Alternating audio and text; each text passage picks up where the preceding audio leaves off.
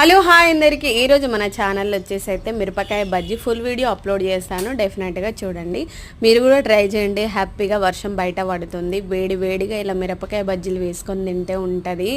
అసలు ఎంత బాగా ఎంజాయ్ చేస్తున్నామంటే నిజం చెప్పండి, మన కళ్ళ ముందు మనం రెడీ చేసుకొని తిన్నది వేరే ఉంటుంది. హోటల్లో వాడు ఏ పిండి వేసి ఎంత సోడా వేసాడో తెలియదు, కాబట్టి ఇలా వేడి వేడిగా మన ఇంట్లో రెడీ చేసుకొని తింటే ఎక్సలెంట్గా ఉంటుంది కదా. చాలా డేస్ తర్వాత ఇదైతే నేను చేశానన్నమాట. ఫుల్ కంప్లీట్ వీడియో కూడా అప్లోడ్ చేస్తాను, చూసేసేయండి. చూసి ఎలా వచ్చిందో కామెంట్ సెక్షన్లో కామెంట్ చేయండి. మీరు కూడా డెఫినెట్గా ట్రై చేయండి. అసలు మిరపకాయలు అసలు కారమే లేవు, మిరపకాయ అమాంతం తినొచ్చు, అంత బాగుంది. ఇంకా దీంట్లోకి స్టఫ్డ్గా ఆనియన్స్ అవి పెట్టుకుంటే ఇంకా ఎక్సలెంట్గా ఉంటుంది. అసలు ఉత్తే మొత్తం కానిచ్చేశారు. ఎంత బాగుందంటే తిన్నా కొద్దీ తినాలనిపిస్తుంది. కారం అయితే అస్సలు లేదు, ఘాట్ అంతకన్నా లేదు.